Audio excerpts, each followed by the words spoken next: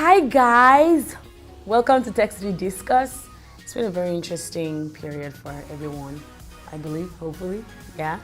Anyway, I'm Bella Rosa Koji. And I'm Shalia Williams. And on the show today, we'll take a look at very interesting things that specifically Google is doing with regards to YouTube, their Google Impact Challenge as well. And we never fail to touch on what is happening in the Nigerian tech ecosystem and some very important conversations that we ought to be having. So sit tight, grab a drink maybe, because we're about to have a very interesting discussion, spelled with a Q.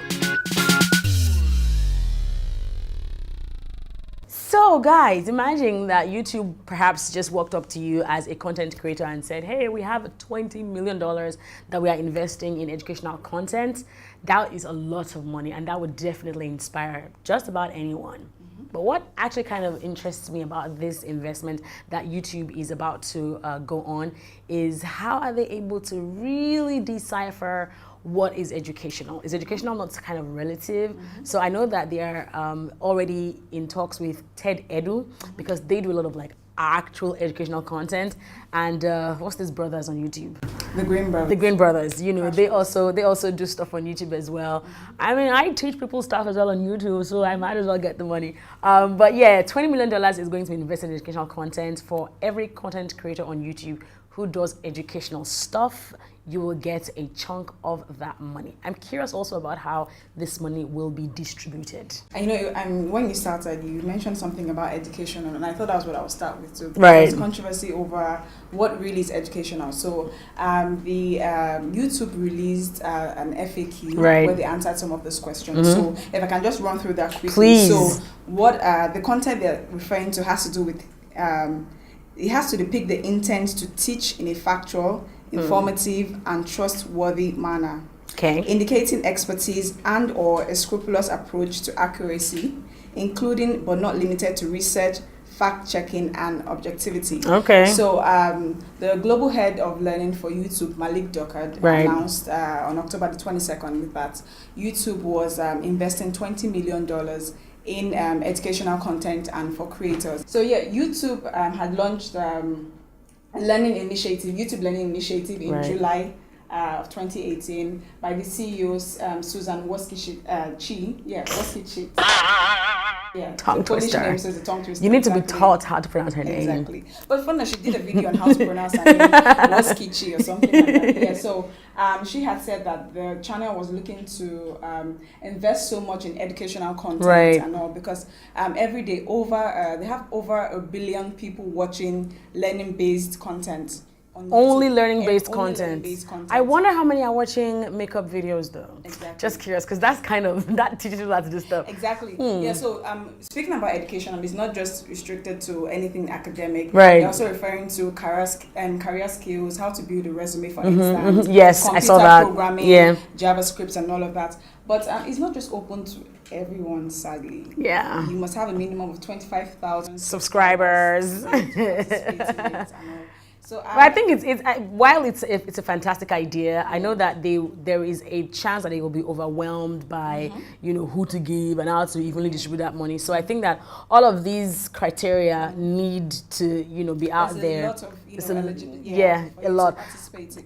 Interestingly, I actually subscribe to a teaching channel on YouTube. English with Lucy. She teaches English, and it's actually a very interesting YouTube channel. So yeah, that's one I follow. Yeah, do you follow any? I wish. No, but I just do random searches on YouTube whenever I want to learn anything. But I wish it was open to more creative. Yeah, I wish teaching. There was no, the 25,000 subscriber mark on I think it's good. I know it's a good thing, but I'm just looking at people who churn out pretty decent content that don't have that number of subscribers. I think, but then, maybe with time, there'll be some improvements. But the deadline is November 30th. That's the deadline for submission. So there's an application, an online form that you have to fill, go on. So if you meet the eligibility criteria, then you might just be the one. But good stuff with YouTube. That absolutely. Encouraging creators, content creators, educational content creators, and all of that. Speaking of education, there's something happening back here in Nigeria. What?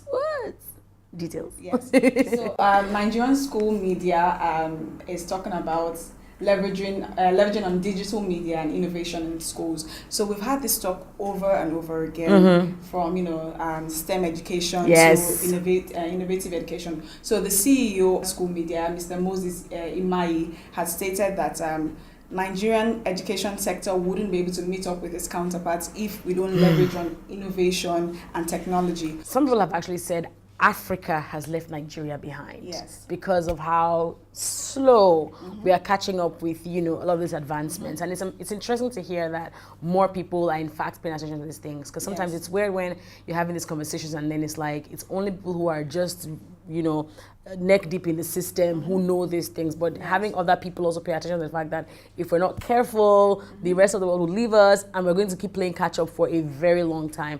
I think that's a good development. Yeah, so it talked about so they have tech centers that they established all over across. So they have, I think, in about 24 schools in the 6 geopolitical zones. So they have centers there. So they have centers where they try to encourage digital innovation. Right. So if I could, quote exactly what they say, they're talking about School Media advocates for an integration of a digital classroom, a library upgrade, capacity building, and educational tablets as a core of academic in consonance with 21st century framework for learning.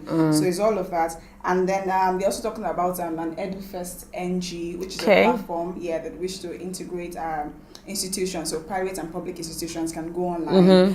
So they have an EduFirst blog where parents can get information on 21st century learning for their children. They need that. Assessments for their homework. And all that. So it's really good that we have groups like this that are helping with this instead of waiting for the government that we know, never really. But speaking of government, very interestingly, I was in Abuja on the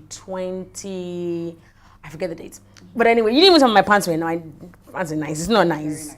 So I wore this to go see the Vice President's wife. She is the patron of Google Impact Challenge for this year. And essentially what they're trying to do is see how they can reward startups with good ideas, with regards to helping people, making an impact, basically, and giving them prize money as well to help scale their ideas, to a level where it can be executed on a national level, sort of. And interestingly, they got lots of entries from across the world, across the country, and cutting that down to about, I think, 15 of them was a lot of work, because there were lots of ideas. When I was, when we had that conversation, I was so impressed by some of the ideas that I saw. So on the 13th, I believe, of November. Anyway, in November, right, they are going to have an actual event where the impact challengers will come on board and explain to the judges exactly what their solutions are, how they will be able to scale them, stuff like that, how they will use the prize money, which is, again, because they have done the first set of the first level of the competition has been done, So it was actually really awesome to have been with Google on that trip. And I just need to say this: I think that the Vice President's wife is so effortlessly beautiful, and she's so graceful. We saw your caption on that. You saw on Instagram. Oh my gosh! And it was just amazing to have that conversation with her.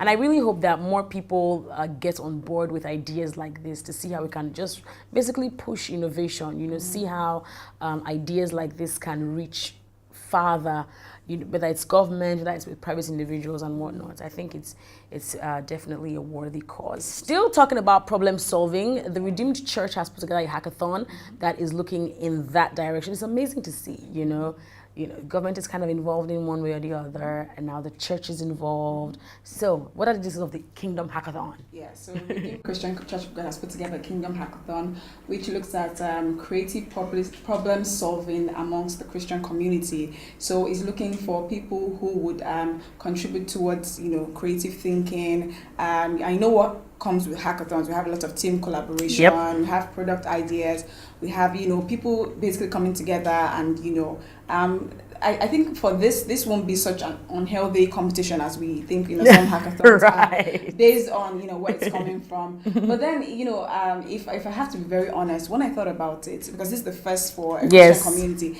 and I read through and I saw that, it's talking about Christian, principles of Jesus Christ and everything, and I was really trying to relate everything. And the first thing that came to my nose, Professor Yemi Osinbajo. a member of Redeem, and everybody Yes, he knows is. how interested he is In tech. Yes, in Nigeria. definitely. In fact, I saw a tweet that said, if you say tech startup 3 times in front of a mirror, it would appear to you. So I basically was thinking, I'm sure he pushed this, to them, to think of how they can do it. But I don't think so. Yeah, I honestly don't think so. I have like a big idea of what it really meant, but I don't know if you really know the details of what they plan to achieve. When people say things like a Christian community, what they're trying to do, principles of Jesus Christ, do you know what exactly they're trying to achieve with the hackathon? So with the hackathon, eligibility and stuff like that. I'm not sure what the full details are. I'm not sure why we don't have that much information about it. But I know that it might be with regards to helping maybe the church, operate better, right? Yeah, because in redistributing poverty, I'll get that. I think it's so. What issues? I think again that's one of the reasons why the hackathon. Distribution of wealth and greater generosity among right. the Christian community. So I think that's one of the reasons why the hackathon is even being held, right? Yeah. So identifying the problems that the church, or maybe churches just generally speaking, are facing, and how tech can really help them, operate better. So it could be with regards to anything, maybe with regards to numbers, maybe with regards to data collection, data mining, all of these things. I think that's one of the reasons why it's been set up. But I'm really curious about the 1st of November, which is when it will kick off, and we'll see exactly, what that is like. They are on Twitter, I think, at kingdomhack.com. Yeah, just check out the website for more information, and check out our description panel down below as well for a direct link to that website. So I guess this is where we have to drop anchor. Yes, on Text to Discuss. I told you I was going to be an interesting conversation. I'm sure you've learned a thing or two from our talk today. Do make sure that you please subscribe to our channel. If it is your first time watching, subscribe to our channel, like this video, leave a comment down below as well. Let us know what your thoughts are with regards to YouTube investing $20 million in educational content, and the whole criteria. Is that fair? How many Nigerians do you think will benefit from this? These are questions that some people are asking. It's almost as if, we'll do YouTube in Nigeria, but. So what do you think about the Nigerian YouTube creator and the chance of us benefiting from this? Also, with regards to the Nigerian school media. Also, the Nigerian school media as well doing a lot more to ensure that tech education and innovation and awareness is evenly distributed across the country, regardless of age. What are your thoughts on that? Will you maybe tell your parents to go there? Do you want them to be as tech advanced as you are? Huh? Some people don't. Some are not even happy that their parents are following them on Twitter and Instagram. Somebody said they will block their mom on Twitter if she follow that. People do that. Like, why? People don't accept this. So many parents. In fact, if they could do like a stat, you see so many parents request hanging on Facebook. My Facebook is not working. I sent you an invite the last 2 years. So let's know your thoughts on that as well, and look out for the Google Impact Challenge. We'll talk about that a lot more when we are able to. All right, I'm Bella Rozokoji. And I'm Shaliba Williams. We'll see you on the next one. Thanks for watching. Which am I looking at? This. You're rolling. Hi guys.